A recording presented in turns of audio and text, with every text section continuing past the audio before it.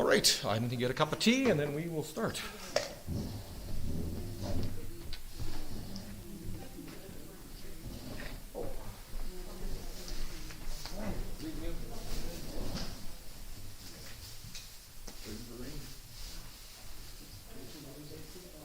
What can I do?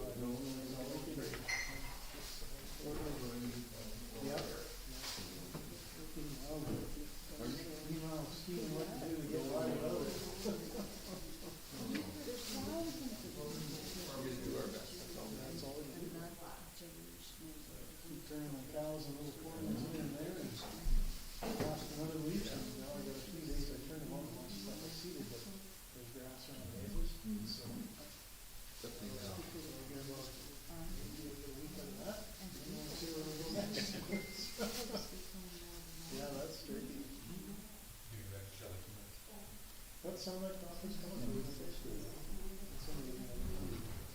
I believe that's hers. Is there a bigger thing too? I used it. We're here.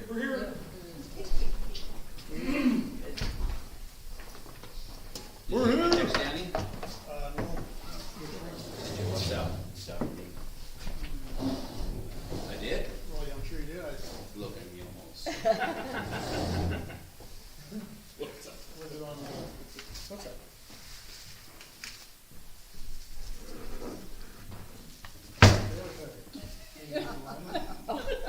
All three other tires are good.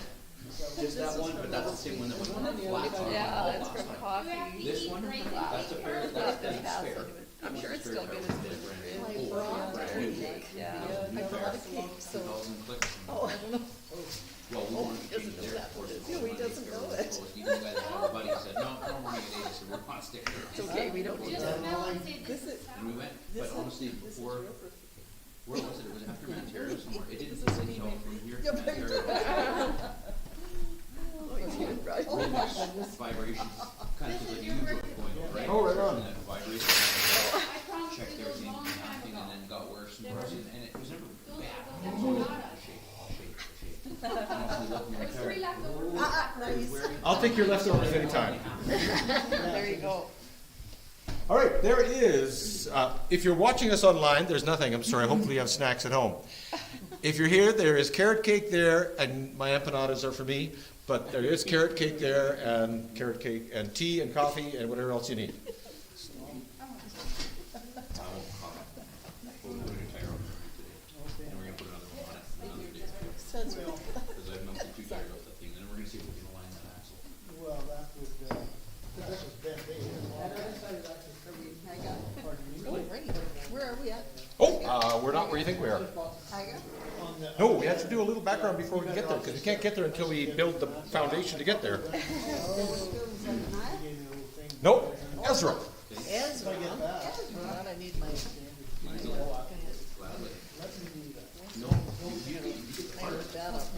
If you are watching online, hopefully you grab this, so you can have that. 1, 2, 3, 4, 5, 6, 7. Oh, man, I just did 8. I didn't know how many we have. I know. We're forcing your hand. Whoop. Very good. Now we just gotta fix the brakes. We didn't get that done before. Danny, Joyce, can I get you to share? Yeah, I think I might have Ezra's by Nehemiah. Yeah, Ezra's Nehemiah.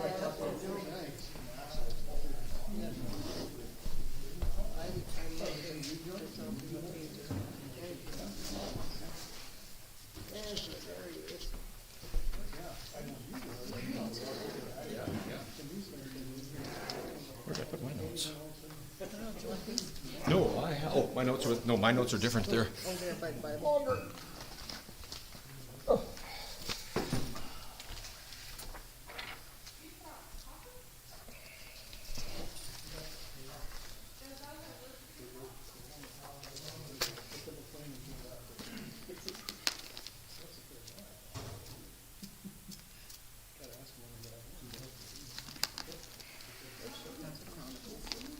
Yes.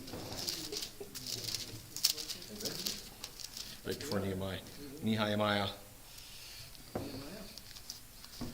Ezra. Yes. There used to be one book.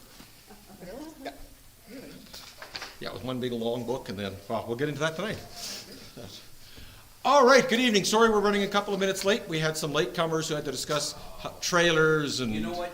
If it wasn't the last Bible study and your birthday, I wouldn't be here tonight. I'll tell you that. Ah. We made provisions. Well, thank you. So Thank you for mentioning both. there should be some guilt now. I have good Protestant guilt. Yes, okay, speaking of what Dylan just said, today is our last Bible study for the summer. We can take a little bit of break. Do we want to continue prayer meeting, though? I rarely come to that. So Okay. I'm more looking at this corner, who comes. What do you want to do, ladies? You know what do we'll take June off, and we'll redecide in July. How's that? The spiritual part of me says yes. Yeah, I know, it's like, oh, should we stop praying? But it's hard to get here on summer. Well, you go on and start without us. Well, and that's, you know what we can do? We can create a little thing where we can pool the prayer requests and then send them out to everybody.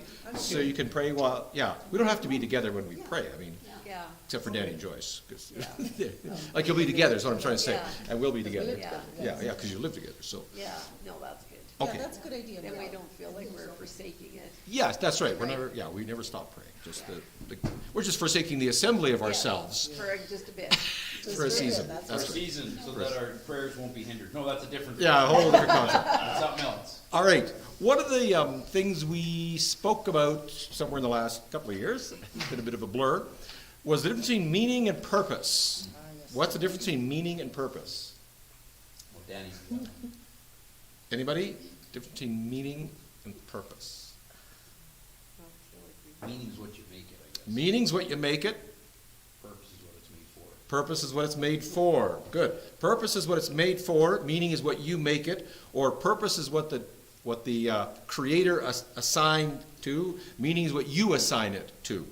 I'll never forget one of the great moments in Bible study was when I asked, what is the purpose of a coffee cup? Told coffee.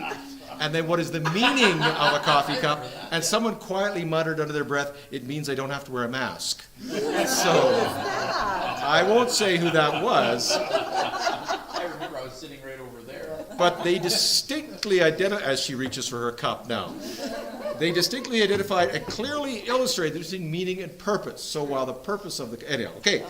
Yeah, so that was a good moment. That's a quotable moment. Yeah. The quotable JT.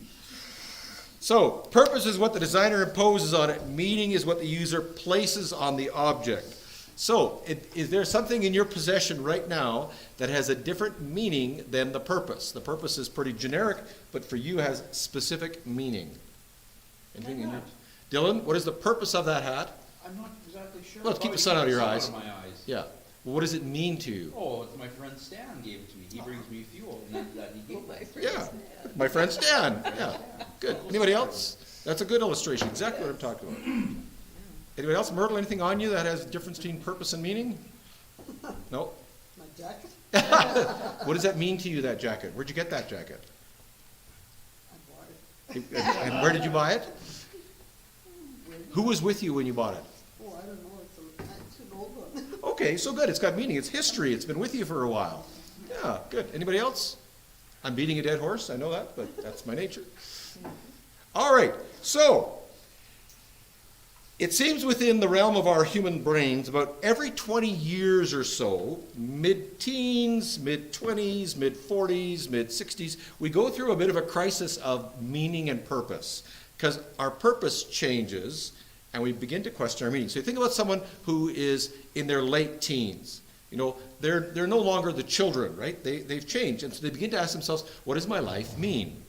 A lot of times now we find people in their late 20s, you know, their life is changing. They go, now what is the meaning of my life? Our late 40s, the kids leave home. Now, okay, I'm not a mom anymore, I'm not a dad. You know, what does my life mean? Where it used to mean looking after my kids, going to baseball games, then it all comes back again. We know that. It recycles into that. And then a lot of times when people retire, they go through the same thing. You know, my life used to be, the purpose of my life was to do this, I was this, I was this. Now who am I? What's the meaning of my life? So it seems to track pretty consistently around that 20-year mark, every 20 years. So again, this is not specific, but it's a ballpark that bears out. There's some validity to it, right? And oftentimes, the question of meaning happens when there's crisis. So let's say you were farming, and you had an injury and you couldn't farm anymore. Well, you say, well, I'm not a farmer, and you had to sell the farm. Also, you go, well, who am I? I'm not a farmer anymore. Or an athlete who plays at a professional level, and all of a sudden they can't play anymore. They're going, well, who am I? I'm not a part of the team. My identity, and it changes when there's a divorce or when there's a death. Who am I now? Right? Can you think of other times when there would be a person would have a crisis that would cause them to question the meaning of their lives? Looking in Texas, when the children are gone. Absolutely, Shelley. Yeah. What does it mean now? Or because the school was violated, what does this mean for our school? Does this mean we're a safe place? So you can see where there's a crisis right now, yeah, in parents' lives. Good. That's a very relevant, very pertinent. Maybe when the leader of your church decides to walk away. Sure, yeah. The leader of your church. And now who are we? Yeah. You know, I think about that a little bit though, and I think, okay, without my work, without my stuff, Sure. that was all gone, then what am I? Well, I know what internally I am, but it would be kind of the same equivalent of, what do I know a little bit about? Sewing. I know a little bit about sewing. I took training in sewing in grade 9. That would be like me saying, I'm an aircraft mechanic, but really I'm a seamstress because I have this much expertise, Sure. practice, and knowledge in what I really am. Yeah. And I kind of think about that a little bit in the same sense as, well, I'm a follower of Jesus, but what do I actually know, do, and how well practiced am I in that? Because it's almost like, I'll pick that up someday when what I'm doing doesn't work anymore. Yeah.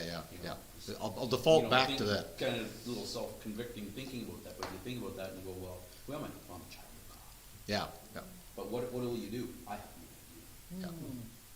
And again, especially particularly in men's case, when we lose our business or if we go bankrupt, who am I now, right? Or if we lose our abilities, those things are relevant. Injury or illness, right? I can't do what I used to do. So all those become. Well, there's a fancy name for that because what we're asking is, what does my life mean now? Not what my purpose is anymore, but because my purpose has changed, what does my life mean now? And so the challenge is that we want to lead a meaningful life, but also there's these hurdles that get in our way that we can't do the things that have meaning to us anymore. I think about your dad. He used to go for walks all the time, right? That gave his life a great deal of meaning, the beauty of it, and when he was unable to do that, it affected him mentally, right?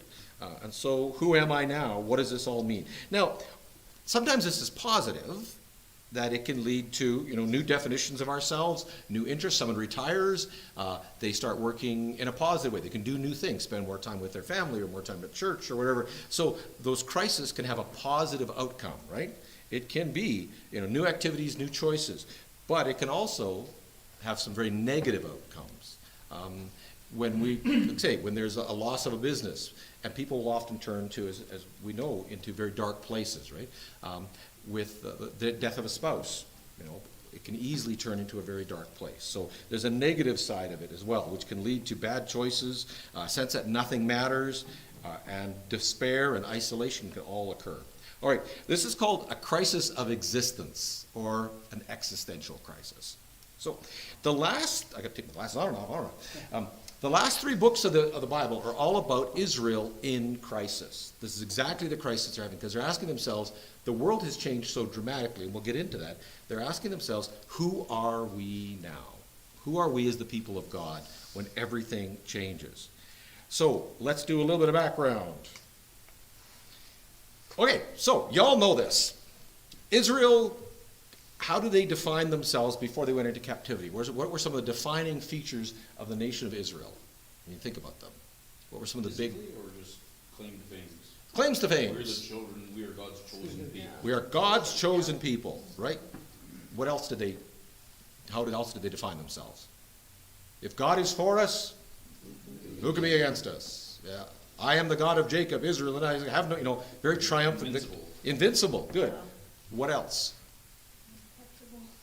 Untouchable. Good, yeah. No nation can touch us.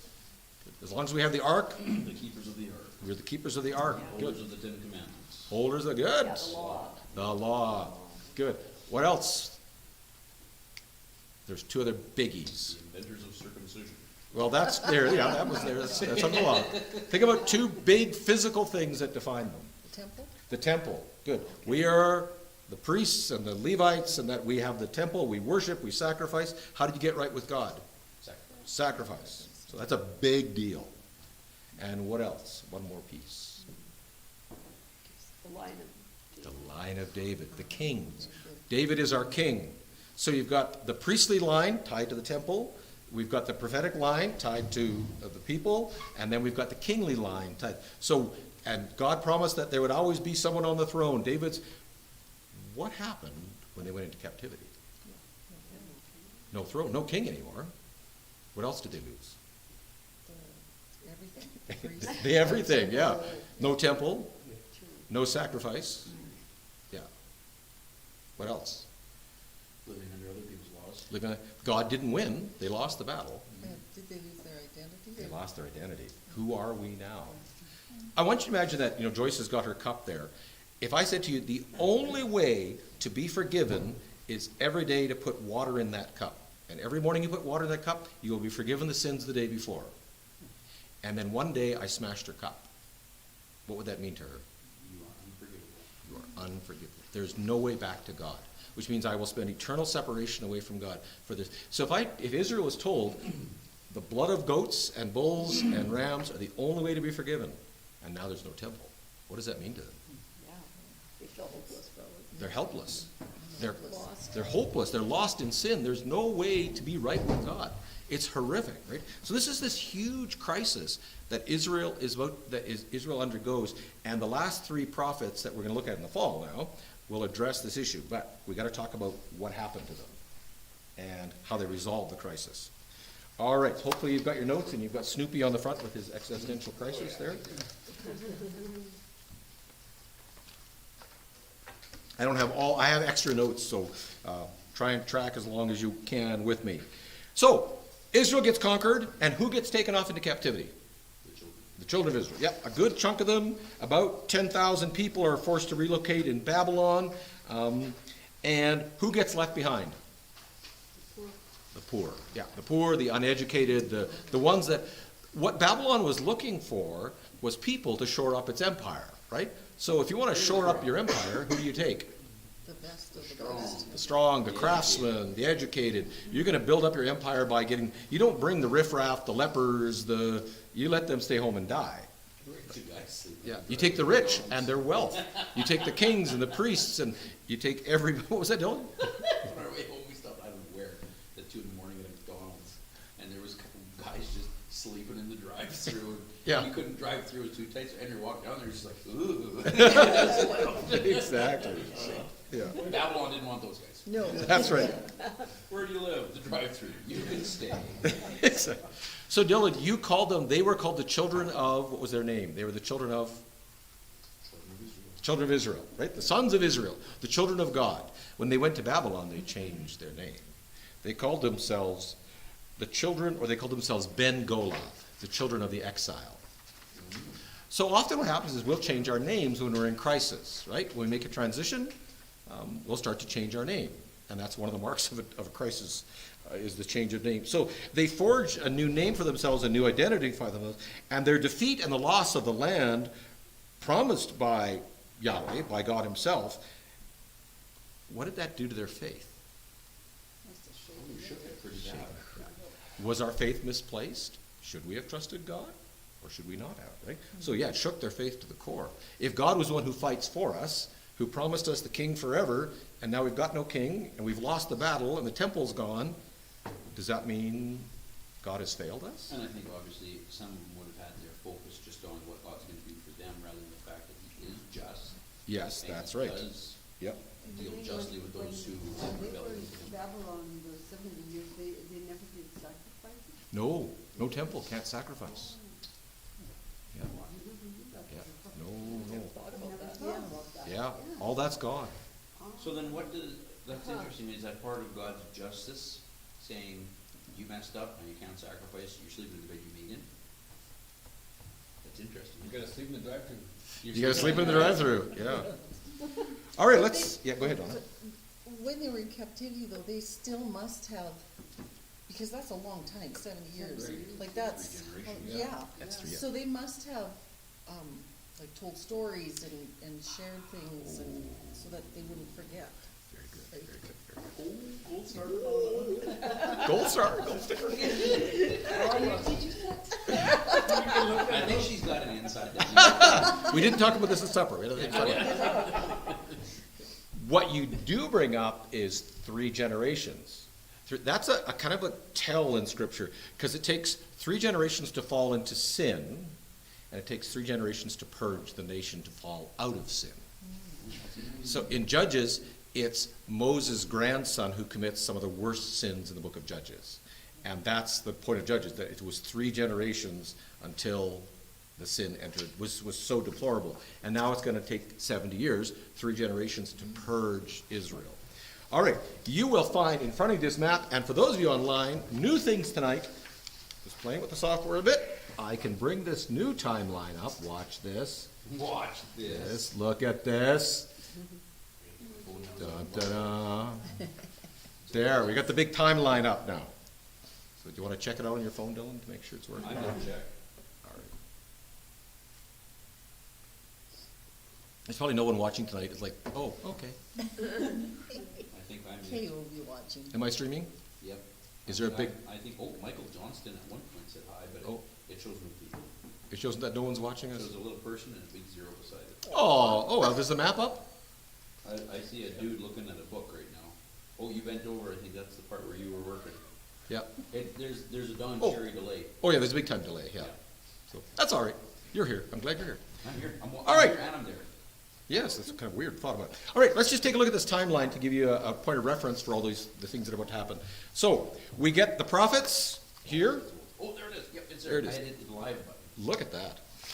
And then we get the fall of Jerusalem right there in about 585 when they go into captivity.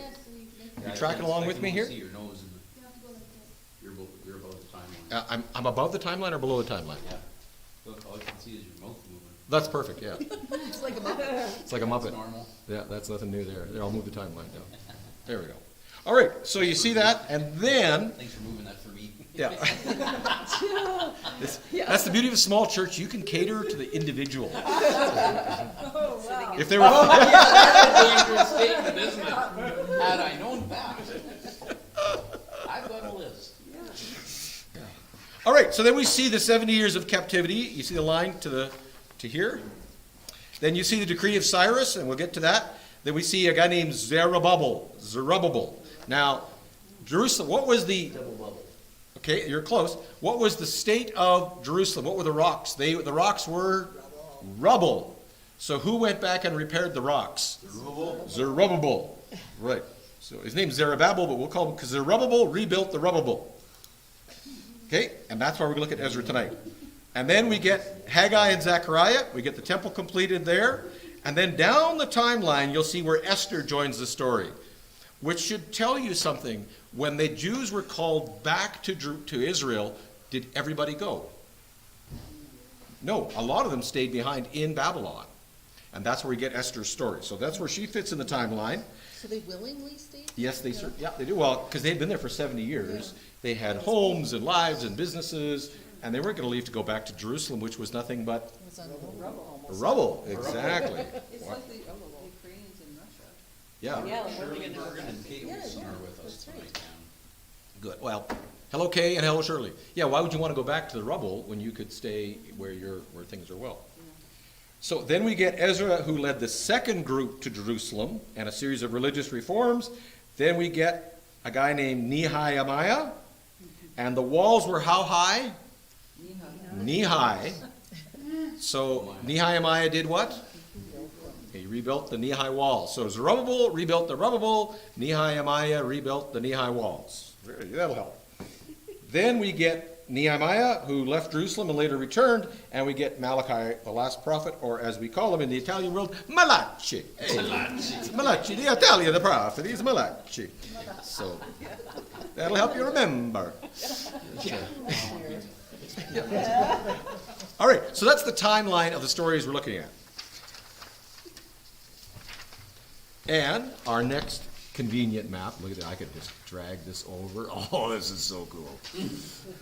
How'd you learn that? I was playing with it for a couple minutes today, so where's my map? I'm the map, I'm the map, I'm the map, I'm the map, I'm the map! From Dora the Explorer? It is, yeah. There was a meeting and someone said, we forgot a song. We need a song about a map. I'm the map on the map. Quick, I'm the map. All right, so here you see on this chart the return. So if you look at the dark line, that is the second Exodus. If you look at the light line, that's the first one. So 457 to 428, we see them leaving that area down there between the Tigris, and they go up, and they come down, and they end up in Jerusalem. The second Exodus under Zerubbabel and Sheshbazzar, they go farther north, they follow the Euphrates River, and they come back down, but they both end up in Jerusalem. So that's the timeline, and that is the period, which you have on. I don't have to show Can't that. imagine that. Can you imagine that? You get kicked out of leader and you have to keep working so hard to get back to leader? Yeah, you just gotta. That'd be wild. Some people actually come back to leader. It's weird, eh? The chosen few. The chosen few. The remnant that returns. No, you're the remnant that remained. That's right. All right. Let's take a look at a couple of things today. First, let's look at the poetic background to this event. So go to Psalm 137. Psalm 137.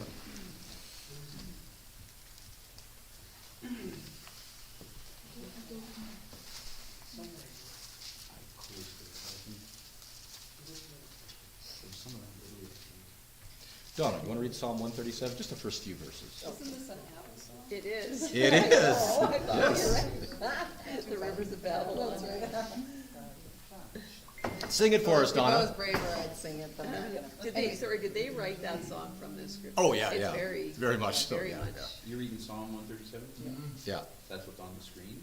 Yeah. That's very cool. There you go. See? New technology.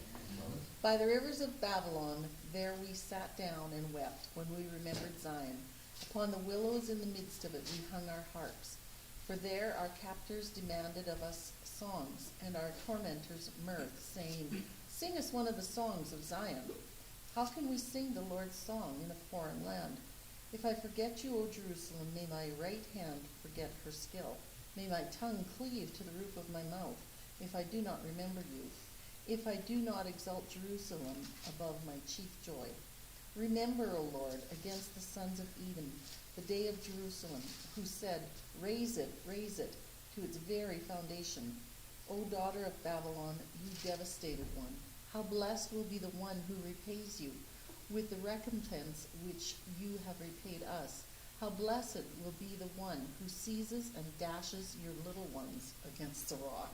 Donna, what does verse 7 you say again? Yeah, Seven? ours said raise up, ours said tear it down. Well, to raise Yeah, yes, something to raise is actually to it's destroy. R-A-Z-E, Oh. so that is to tear to the down. ground. Yeah. I thought that was interesting. Yeah, raise means to actually take down. Okay. I've got down. Yeah, yeah. R-A-Z.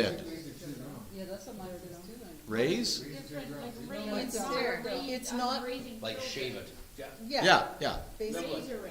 Razor, yeah, like think of like razor to cut it down. Shick it down. Yeah, yeah. Yeah, raise means to burn. So when you raise something to the ground, you actually burn it to the ground. Gillette, just Yeah. Gillette that. It's with the good. So Donna, in her infinite school teacher wisdom, gold star, said, didn't they do things to help them remember? Yeah. This is one of the ways they said, may Jerusalem, and they taught this to the children, may Jerusalem never be forgotten. May Jerusalem never forget who we were. And never forget. And God will recompense Babylon for her destruction, right? And then blessed is the one. And then, and again, this is where we understand the scriptures in the framework. You know, blessed is the little one who dashes your little one's heads against the rock. Don't take that out of context. You know, blessed are you when you kill children. You know, what they're vengeful, right? Babylon has destroyed their children, and they're saying we won't tolerate this. So Babylon is defeated, however, by the Persian army. Remember? Here we go. Quick quiz. Oh, boy. Syrians, Babylon, Persians, Greeks, Rome. Rome. Very good. Oh, that's impressive. Gold star I hung for on by that Dylan. one. Yeah, talk that down, huh? I don't think All I right. can. Let's just all do this together for the sake of the Assyrians. They took the northern tribes. The Babylonians took the southern. The Babylonians were defeated by the Persians. The Persians were defeated by the Greeks. The Greeks were defeated by the Romans. A, B, P, G, like the rating on a movie. R, like the rating on a movie. Nothing. You need to make it into like a song or something. A- It's telling me a series of letters. Yeah. A-B-P-G-R. No, that doesn't work. Too many letters. Dylan, you work on that Yeah, I'll work on them. for Sunday. Well, you know what? We'll give it to, what's his name? You know, a guy can put the fruit of the Spirit into a song and people still can't remember that, so I don't know. All right, so the Babylonians are defeated by the Persians. And the Persians have a different policy. Where the Babylonians kept everybody in captivity. They weren't slaves, but they were captives. The Persians let people go back home. So this is called the Decree of Xerxes, the Decree of Cyrus the Great. So if you look on your timeline, you will see that the Decree of Cyrus is stuck right in there.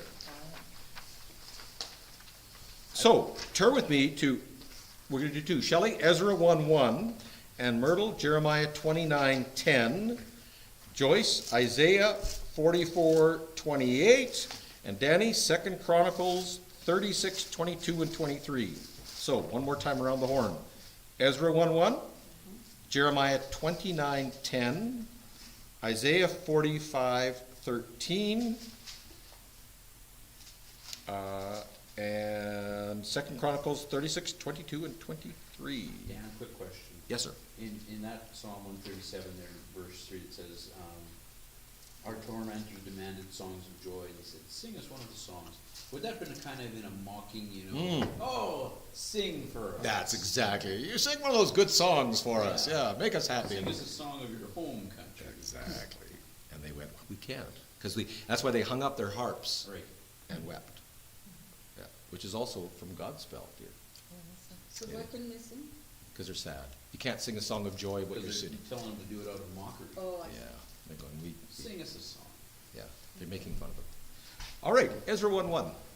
In the first year of Cyrus, king of Persia, in order to fulfill the word of the Lord spoken by Jeremiah, the Lord moved the heart of Cyrus, king of Persia, to make a proclamation throughout his realm and to put it in writing. Good. According to the prophet Jeremiah, Myrtle. This is what the Lord says.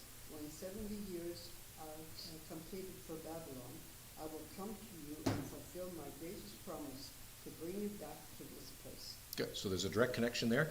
And we have what's called the Cyrus Cylinder. It's a big clay thing with a bunch of cuneiform letters on it, and it's actually the decree sending Israel, the Jews, back to Jerusalem. So we have physical evidence that this happened. So we know exactly the year and the date when this happened. Joyce, Isaiah 45:13. 13. 13? Yeah. I will raise up Cyrus in my righteousness. I will make all his ways straight. He will rebuild my city and set my exiles free, but not for a price or reward, says the Lord Almighty. So Isaiah and Jeremiah both prophesy the work of Cyrus. Danny, 2 Chronicles 36:22-23. In the first year of Cyrus, king of Persia, in order to fulfill the word of the Lord spoken by Jeremiah, the Lord moved the heart of Cyrus, king of Persia, to make a proclamation throughout his realm and to put it in writing. This is what Cyrus, king of Persia, says. The Lord, the God of heaven, has given me all the kingdom of the earth, and he has appointed me to build a temple for him at Jerusalem in Judah. Any one of his people among you, may the Lord, his God, be with him, and let him go up. So why did Cyrus release them? God told him. God told him. The king of heaven told me to go build a temple for him back in Jerusalem. And off they went. He says, you want to go do that for me? And they said, some of them said, yeah, sure, we'll do that. Others said, we're not going back there because it's nothing but rubble. Knee-high walls. And knee-high walls. You know, I always have a little bit of a hard time wrapping my mind around that when it says, and God moved his heart. Yeah. You know, the whole idea of, well then, it almost feels like God's cheating a little bit. You know what I mean? Like if you see it, he says, the prophet says this will happen, then he goes, well, I'm going to make him do that to fulfill the prophecy. You know, Right, if right. you read it like So that, God it's fulfills like, his own he's prophecies. cheating. You know what I mean? Like I have a sort of tough get it, time yeah. Wrapping my mind around that whole concept of, an evil spirit sent from the Lord, or God hardened their hearts, or he moved Cyrus's Yeah. heart. And it Or hardened Pharaoh's heart. You're right. That, you know Yeah. what I mean? You look at that and it's like, well then, what choice, did he have a choice, or how does that work? You wanna start God with- has a plan, and he'll use who he chooses. You want to start Romans where it says that God hardened Pharaoh's heart? That's and right. God hardens whom he hardens and Exactly. Yeah. But it's just kind of, Well, God is orchestrating his plans, right? That's And there are times that the finger of God is very direct. And but there are, Cyrus otherwise would have been a wicked man. Yeah, he was Cyrus, he was King Cyrus of the Persian So Empire. Another one of those times maybe where God's just using a wicked, Absolutely. person that Yeah. is not living for him to accomplish his means. Yeah, and Rather God than uses it. Because I don't know, maybe this seems to be the way it is, but like Abraham and his chosen people. Right. He would reveal himself and allow people to make a decision. He didn't make Abraham No, obey him. no, that's right. And Abraham was by nature a godless idol worshiper. He didn't worship God. He changes when he meets God, and he wrestles But with he God. he had complete decision, he had a total That's right. authority of his own to make that Yeah. decision. And it did, But- Cyrus could have chosen not to. It says God worked in It his. gets complicated, right? It does. It's on the edge of, and what you're wrestling with, seemingly, is the idea of God's sovereignty, irresistible movement versus our freedom to Well, resist the You movement. need to read the things of those he predestined, right? That's You read right. words like that and you go Yeah. like, oh boy, that's problematic in my mind. Well, and that's why Cyrus is called mine anointed. He uses the word Messiah. Right. It's Cyrus the Messiah, That's the Messiah. anointed one. And that's what we just read, that Cyrus was anointed by God for this purpose. So Jesus wasn't the first Messiah. There are several Messiahs, yeah. Quite weird. That seems almost blasphemous to say. I know, in the sense of the anointed one. That's right. Yeah. Yeah, but I mean, you say Messiah. But anointed for what purpose, right? Because you can anoint people for all kinds. Cyrus was anointed to send Israel home. Jesus was anointed to save the world. So the anointing, the call of God is there, but the purpose of that call is different. So God called Moses. He anointed Moses to preach. He anointed Samson to kill, which is even harder to get your head around. The Spirit came upon Samson, and he took up a jawbone of a donkey and killed a lot of people. Yeah. Now that's a pretty dark anointing. Yeah. You know, Hard to wrap a mind around that stuff. it is, and God is orchestrating His purposes and fulfilling His plans. But the fact that He told it to Jeremiah in that 70 years beforehand is the remarkable part. That Jeremiah says, 70 years and you'll be gone. And all of a sudden, 70 years later, they're on the road back home again. Yeah. All right, Ezra, we're going to look at a bit tonight, and then I want to wrap it up with a little deeper, or more personal moment. Ezra and Nehemiah were originally one book in the early Hebrew text, one big scroll. And in 1448, which is much, much later after it was divided into two books. So really, for all its life, Ezra and Nehemiah are one scroll. Ezra was a priest and a scribe during the reign of Artaxerxes. So this is the priestly side of it. And that means we know that Ezra was written around 1440 BC and Nehemiah around, and so on, right? We get the time frame, not 440. And Nehemiah was written at 430 and Chronicles around 400. So they're all around the same time frame. When is the decree of Cyrus? What year? 538. Very good. Excellent. So they're all in this little window. So the basic outline of the book of Ezra is the return to Jerusalem, the establishing of the proper worship, and then the return of the third wave of refugees. So I'm just going to walk you through the book of Ezra tonight. Where are we up to for reading? Harlan, Nehemiah. you got your finger in Ezra? Yeah. Ezra 1 verses 5 and 6. Yeah. This is why we don't have Bible study in the summer, because Donna melts. Well, you might turn there if you want. Yeah, that's right. Ezra 1, 5 and 6. Eyes closed. Do you melt, Joyce? Are you a melter? No, Oh. I'm okay tonight. Okay, good. Ezra 1, 5 and 6. Yeah. Yeah. Then God gave a great desire to the leaders of the tribes of Judah and Benjamin, and to the priests and Levites, to return to Jerusalem at once to rebuild the temple. Good. Would they have gone on their own? Asking Dylan's question. Doesn't sound like it. You But know, mine says everyone whose heart God had moved. God had moved them to go home. Yeah. So, got a little nudge, didn't they? Yeah. Yeah. So, Cyrus gets a little nudge. The Israelites get a little nudge. Everybody's getting little nudges. Okay, but you think about it, when you listen to a song or I don't know, I watched a video today, it was very moving. Yes. It doesn't say how God nudged them, just they were nudged. It suggested me to consider thinking a certain way about certain things, right? Yes. Nobody made me, No. but I was influenced. I went to see someone, and I might not have had got a little nudge earlier in the week. Did God work through the visit? Absolutely. Did I need the nudge? I needed the nudge. We all need a little nudge, right? Nothing wrong with that. Nobody forced. What's that? No one forced me to, but that little, and you go, okay, no, that's, But at the same time, you understand the implications of of resisting the nudge. Yes, and you get used to hearing the nudge. Yeah. And you go, I know that's the voice of the person, but that's actually the voice of God. And you start to go, you recognize God's voice behind. It's almost like a ventriloquist act, right? It's You kind know? of neat that God does use other people to nudge us, right? Exactly. Like, that is neat, because sometimes, you know, whether we would come to that, we would. Yeah. But it's neat that he does that Yeah. tapestry. And So why do you call it cheaty dealing when he nudges us and Well, that ways one to he do- said, well, yeah, because beforehand, thinking about it, it seems like he just kind of goes, and now you'll do this. But if he moved his heart, then obviously he influenced him in some way. so God kind of Cyrus. fulfilled his own prophecy. That's right. You're saying it wasn't much of a prophecy? Well, if you think about it at first without thinking about it, like we're doing now, then you think, oh, well, he was moved. Well, then he must have been something suggested it to him.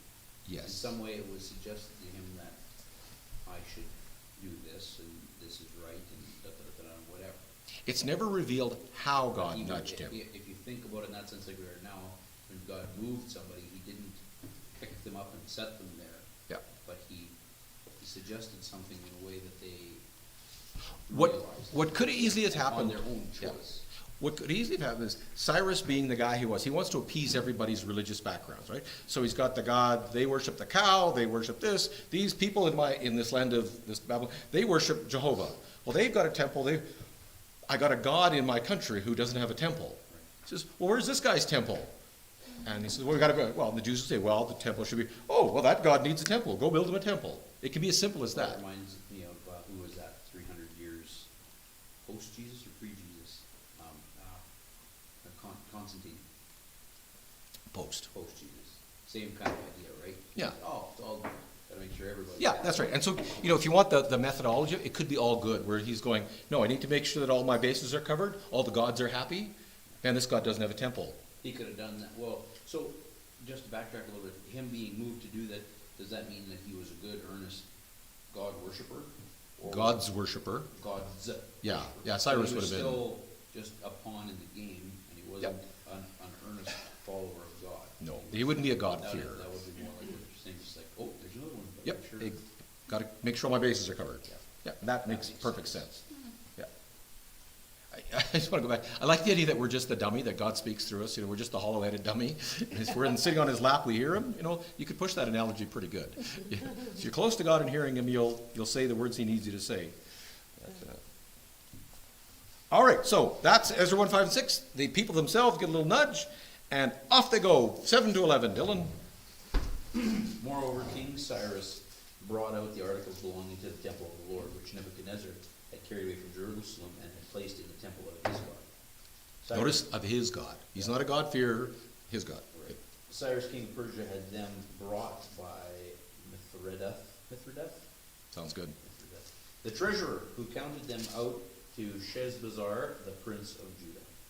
Good. So he's going to finance this endeavor by sending back the money, all the temple gold that is there. Wow. And then we're going to jump ahead to, we won't read all of Ezra 2 because that's a list of everybody, but Jonah, Jonah Wall, Ezra 2:64. It's both page 515, or exactly. Pretty close. 64? Yes, 2:64.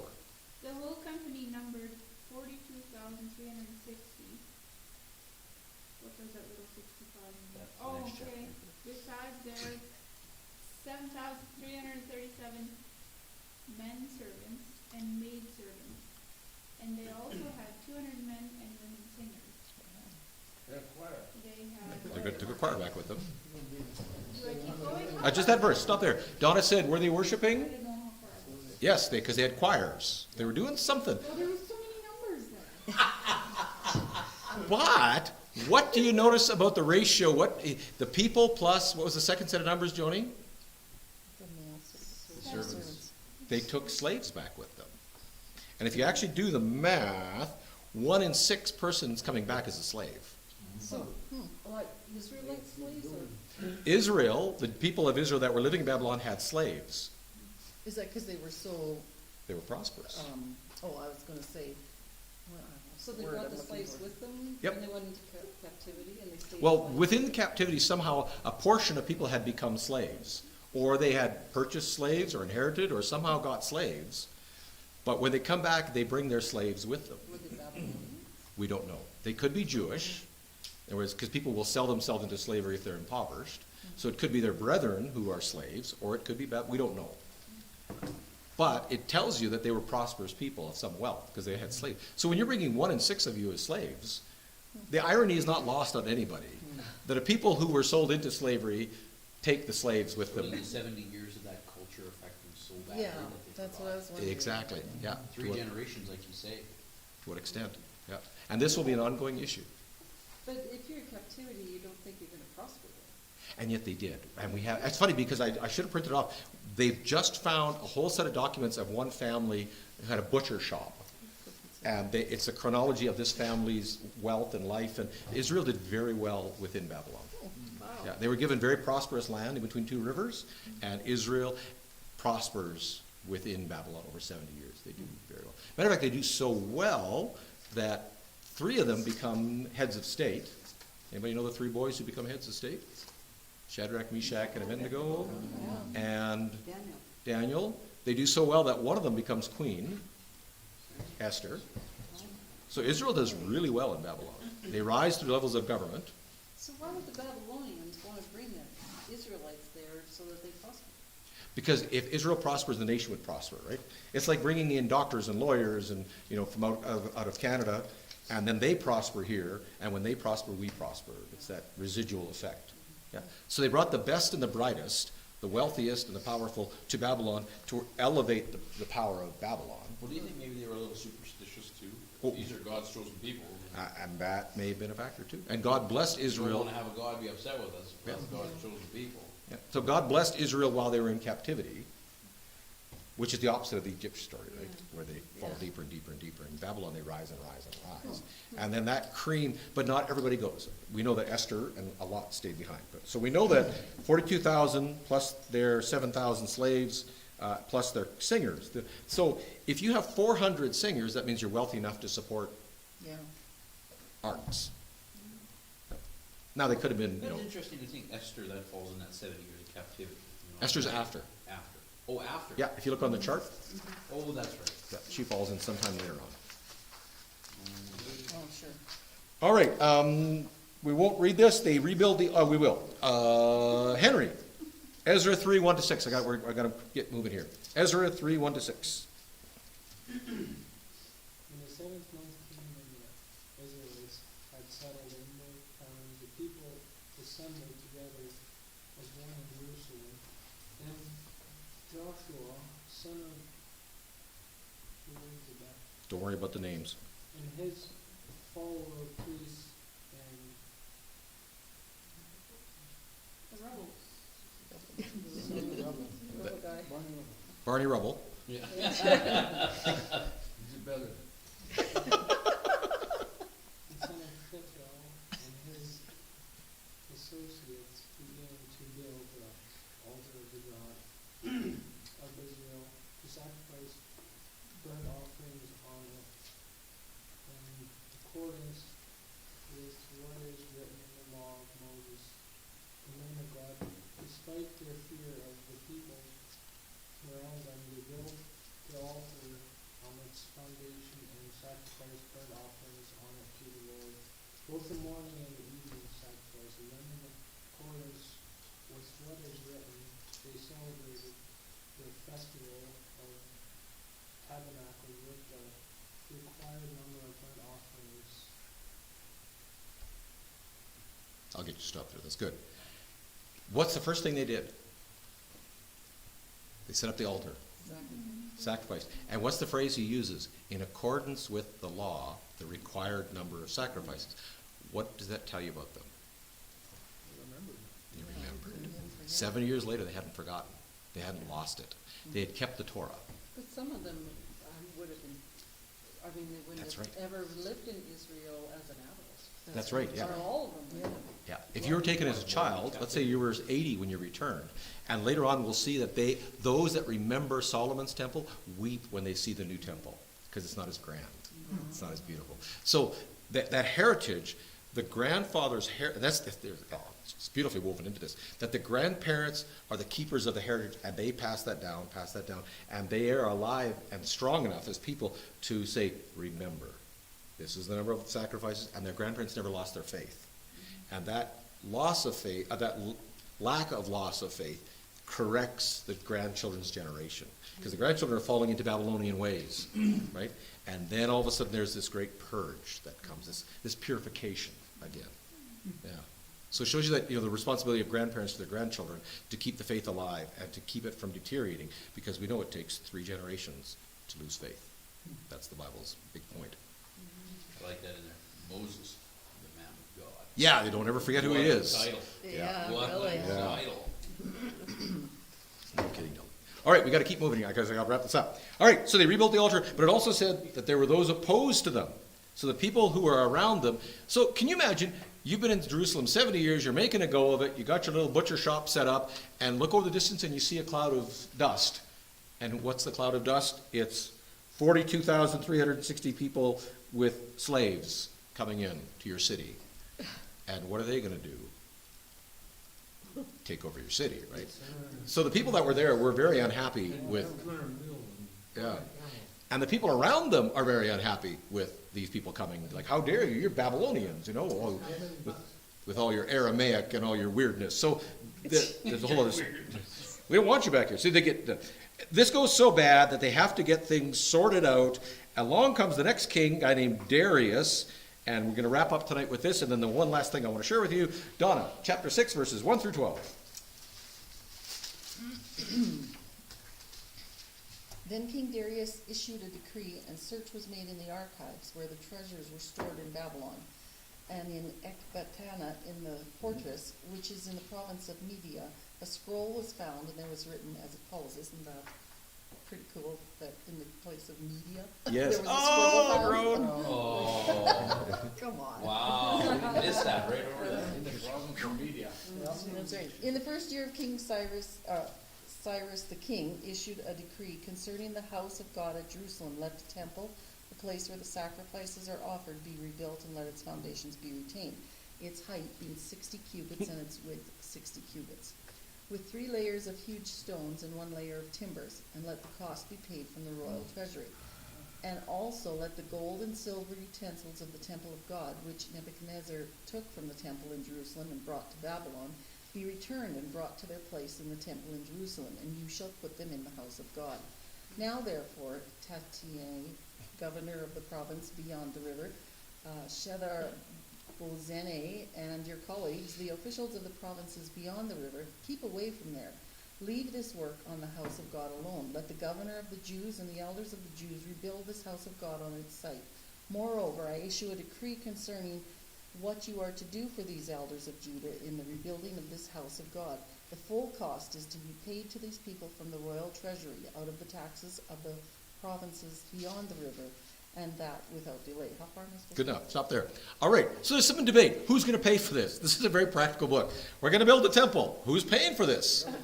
The government pays for it. And then Darius goes, well, let's look back through the records. He finds Cyrus's report, and Cyrus, King Cyrus said, we're supposed to pay for it, so it's coming out of the treasury. And then who pays the priests and the temples? He says, looks like the taxpayers are paying for this. And so exactly what they do. This comes out of the royal taxes. So the irony is that Darius, this godless king, pays for the temple and pays for the priests and pays for the whole thing. That would be a bit like my salary coming from Ottawa. It would be this weird little moment, right, where yeah. All right, okay, let's wrap it up here. So just a few notes. The Jewish governor had the authority to rebuild the temple. The workmen were paid from the royal revenue.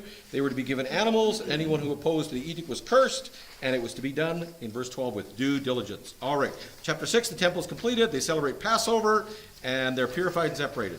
Okay, let me wrap this up with hopefully we'll draw the whole strings together. Before the exile, Judah was a monarchy. That was Israel under King David. It was a political entity that existed to thrive and flourish under God's hand. It was ruled by kings, priests, and prophets, the Davidic dynasty, the Solomon's temple, and the prophetic voices. After the exile, the world changes. Judah is now basically a Persian province under them. There's no king anymore. They're just a semi-autonomous province ruled by now the priests, because that's what Donna just read, that they would be ruling, right? And there's a huge enforcement of purity of what it means to be Jewish and back and forth, and they start to keep the rules rather strictly. All right, here's what happened. I will use my coffee mug as an example. If I said, inside this, if you cross this line, you're no longer holy. Okay, if you step over this line, we've got a line in the sand, big circle, you better stay on that line. If you step across that line, you're not going to be holy, and God's going to judge you and send you into captivity and all these horrible things. What would you do to keep the line safe? Protect it. Good. You'd set up soldiers around it, right? That's one way to do it. Set up more laws to protect the laws. What else might you do? Build a big wall. Good. Protecting it. What else might you do? Not be there. Not be there? Okay. What if 100 yards away you put another circle around the outside circle and said, don't step across this line? Therefore, I guarantee you'll never step across that line, right? Because I've already told you that if you step across this line out here, you're going to die. Each line. That's exactly what Israel did. They knew they had gone into captivity because they'd crossed the line. They had sinned. So what they did was they set up a bunch of they broke the law. They set up a whole bunch of other laws that said, don't break these laws. And thereby, so if I said to you, thou shalt not steal. Oh, that's kind of there. Thou shalt only walk 12 miles in a day. That's the law, let's say that. So what might the new law be? Thou shalt only walk 6 miles in a day, right? We're going to guarantee that you don't break the law by making harder laws or bigger laws or worse laws or whatever. And that's exactly what Israel did. They wanted to protect the law, so they set up laws around the laws. And from that, we get the last section. And those laws are stricter than other ones. That's right, Harlan. Those laws are stricter. So the Torah was the law. And the Torah is the 5 books of Moses, the Pentateuch. Right? That's the original law. So whenever someone speaks about the Torah, they're talking about the 5 books of the law. That's the first circle. And then the Tanakh, that's the prophets, the writings, the Old Testament. So the Tanakh contains the Torah, but the Torah does not contain the Tanakh. Does that make sense? Torah, 5 books, Tanakh. So that was the law. They had broken the Torah. They had violated the Tanakh. That's why they went into captivity. So then they said, well, we need to understand the Torah better. And they talked about it. And they talked about it. They talked about it at coffee. They talked about it this. And they developed all these oral traditions around the law. And then somebody said, we got to write the oral traditions down so that nobody forgets them. And as soon as you write the oral traditions down, they become a new law. Very good. That's called the Talmud. So the Talmud is the Hebrew word for learning. Let me just read my notes here. Over several hundred years, the rabbis continued to teach and expound the Tanakh and the Torah. Many of the teachings were collected into 2 great bodies. The Jerusalem Talmud, containing the teachings of the rabbis of the land of Israel. But remember, not everybody left. There was rabbis that stayed behind. And the Babylonian Talmud, featuring the teachings of the rabbis of Babylon. These 2 works were written in Aramaic because now the people had learned a new language. Because they lived in Babylon for so long, they were now speaking Aramaic. So, which was the dialect used in Israel and Babylon. So during the centuries following Rabbi Judah's editing of the Mishnah, we'll get to the Mishnah in a second, it was studied. So now you have the Talmud. And the Talmud consists of 2 sections. This should be in your notes here. The Old Talmud and the New Talmud. Close enough. The Mishnah, which is the writings of the oral traditions, the oral Torah, and the laws and the legal interpretations, and then the Gemara, which is an explanation of the Mishnah. So you've got the Torah and the Tanakh, and then you have an explanation of the Torah and the Tanakh, which is the Mishnah, and then you have an explanation of the Mishnah, which is the Gemara. And you've got to know them all. So I won't go through the definitions of the They were a lot more learned than we are. Oh I my mean, like, and they Yeah. use goodness. stuff, like it's recited. Yep. We So- suck. Well, there's an inspiration there. So you have the written law, the oral traditions, and the explanation of the written law, the oral traditions, and the written traditions. All right, the oral law. Put that in your brain for a second. Jesus says, you have heard it said. He didn't say, You have seen it written. you haven't seen it written. He said, you've heard it said. So what's Jesus quoting? The oral law. He's quoting the Mishnah. And a lot of times we see in Jesus, we'll see him quoting the Mishnah. And so at one point he says, you say, tithe your mint leaves, do all this. He's not quoting the Tanakh, the Old Testament. He's quoting the Mishnah and the Talmud, these other books, right? Yeah, because they knew they were supposed to tithe, right? Tithe 10%. So what did they say? Well, if tithing, you have to tithe 10% of everything. Every 10th leaf on your tree, you have to tithe. You have to pull every 10th grain off. And then the law became more and more crippling, more and more crisis, right? And then Jesus fights back. Jesus never, ever condemns the Torah. He says, I've come to fulfill the law, right? But he condemns the oral traditions of the law. Mishnah. It seemed like the biggest government there ever was. Yeah, and that's where the Pharisees come in, the teachers of the law, and the Levites, and all these people, because they're protecting the hedge around the edge. And Jesus says, here's the fun part. Jesus says, if you think that hedge is going to keep you from sinning, he says, I tell you what, I'm going to do my best Jesus here. Unless your righteousness exceeds that of the Pharisees, you cannot enter the kingdom of heaven. And everybody's going, and they go, what do you mean? How does your righteousness exceed that of the Pharisees? How could anybody's righteousness exceed that? Jesus says, well, I'll tell you this. Here's how your righteousness can exceed that of the Pharisees. I'll tell you that if you're angry, you've heard it said, thou shalt not kill. That's the righteous. But I tell you that if you hate your brother, you're guilty of hell. If you say, curse you, you're guilty of it. And he says, I tell you what, you've heard it said, don't look at a woman with adultery. I tell you that if you look at a woman with lust in your eyes. So he says to the Pharisees, he says to them, if you want to be righteous in God's eyes, you have to exceed the righteousness of the Pharisees. Go, well, how do we do that? You must never look at a woman with lust in your eyes. You must never get angry at anyone. You must never call your brother an idiot. There must have been guys at that point went, worship. That's the point. That's the whole point. Jesus, what is Jesus telling everybody? There's no way. There's no way. It is impossible. You will not be righteous. And unless your righteousness exceeds that of the Pharisees, people are going, how can anybody be more righteous than the Pharisees? Jesus, I'll tell you how to be more righteous than the Pharisees. Do this, do this, do this, never get angry, never lust, never do this. And people go, So that's not possible. that's not possible. So how can a man be righteous? And Jesus comes along and says, Fantastic question. that's right. Let Man, me talk tell about salt in the oats, yeah, eh? let me tell you how you can be righteous. Yeah. How are we righteous? Through him. Because he comes to fulfill the law.